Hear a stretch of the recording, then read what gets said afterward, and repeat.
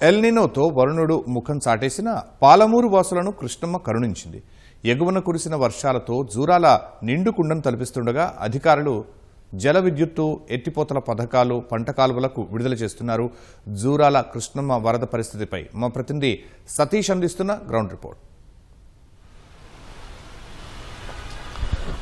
పాలమూరు వాసులను కృష్ణమ్మ కరుణించింది. సుదీర్ఘ నిరీక్షణ తర్వాత జూరాల ప్రాజెక్టు నిండుకుండను తలపిస్తుంది. గతేడాది మే చివరి వారంలోనే జూరాల ప్రాజెక్టు పూర్తిగా నిండి గేట్లు ఎత్తే పరిస్థితి ఉండగా ఈసారి మాత్రం సుమారు 60 రోజుల పాటు 2 నెలల పైగా నిరీక్షించాల్సి వచ్చింది. అయితే ఎగువన కురిసిన వర్షాలతో అటు కర్ణాటకలోని ఆల్మట్టి, నారాయణపూర్ ఆ డ్యాముల నుండి వాటి నుంచి వస్తున్న వరదతో 4 రోజులుగా వస్తున్న వరదతో ఇటు జూరాల కలకల్లాడుతుంది.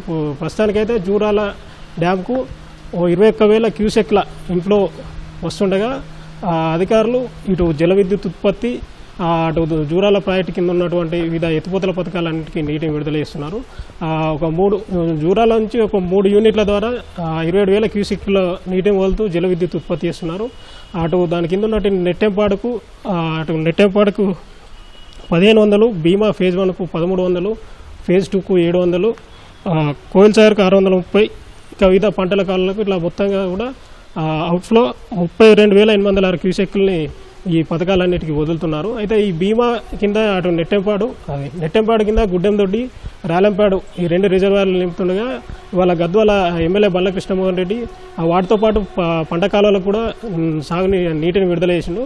అయితే ఎల్నినో నేపథ్యంలో రైతులు ఆరుతడి పంటలు వేసుకోవాలి, ఈ తాగునీటి అవసరాల కోసం వినియోగించుకోవాలని అయితే విజ్ఞప్తి చేసిండు. అటు మరోవైపు ఎమ్మెల్యే ఇక్కడ దేవరగద్ర ఎమ్మెల్యే మధుసూదన్ రెడ్డి అటు వీరు సైతం ఇక్కడ కోయిల్ సాగర్కు ఈ పర్వక ప్రాంతాలకు వచ్చే అయితే మోటార్ లాంచ్ చేశారు. అటు నెట్టంపాడు పరిస్థితి పోతే ఇటు భీమా కింద భూత్పూరు, సంగెమండ ఈ 2 రిజర్వాయర్లలో కూడా నీటిని అంటే సంగెమండ రిజర్వాయర్కి ఇప్పటికే నీళ్లు చేరుకుంటున్నాయి. ఈ రెండింటి కింద కూడా ఈ ఆయకట్టు కింద రైతులైతే నీళ్ళు వస్తుండటంతో కాస్త ఆలస్యమైన ఇప్పుడు నాట్లు వేసుకోవడానికి మేమంతా నాటుకు సన్నద్ధమవుతామని అయితే వాళ్ళు హర్షం వ్యక్తం చేస్తున్నారు. ఇటు కోయిల్ సాగర్ కూడా అటు ఉద్యాల అక్కడ పంప్ హౌస్ నుంచి నిన్న ఒక యూనిట్ ఆన్ చేసి నీటి తరలింపు చేపట్టిన అధికారులు ఇవాళ 2వ యూనిట్ కూడా ఆన్ చేసి నీటిని అయితే పంపింగ్ చేస్తున్నారు.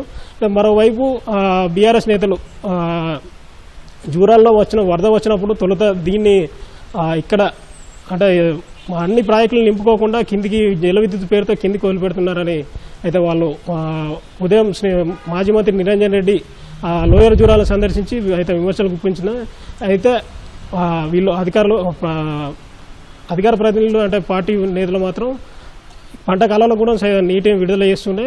అయితే ఈ నీళ్ళు వచ్చినప్పటికీ కూడా ఆరుతడి పంటలే వేసుకోవాలి, ఇంకా ముందు వెళ్ళిన నేపథ్యంలో వాటికి భరోసా ఉండే నేపథ్యంలో ఈ నీటి అయితే తాగునీటికి కోసం అట్టి పెట్టుకోవాలని అయితే వాళ్ళు సూచిస్తున్నారు.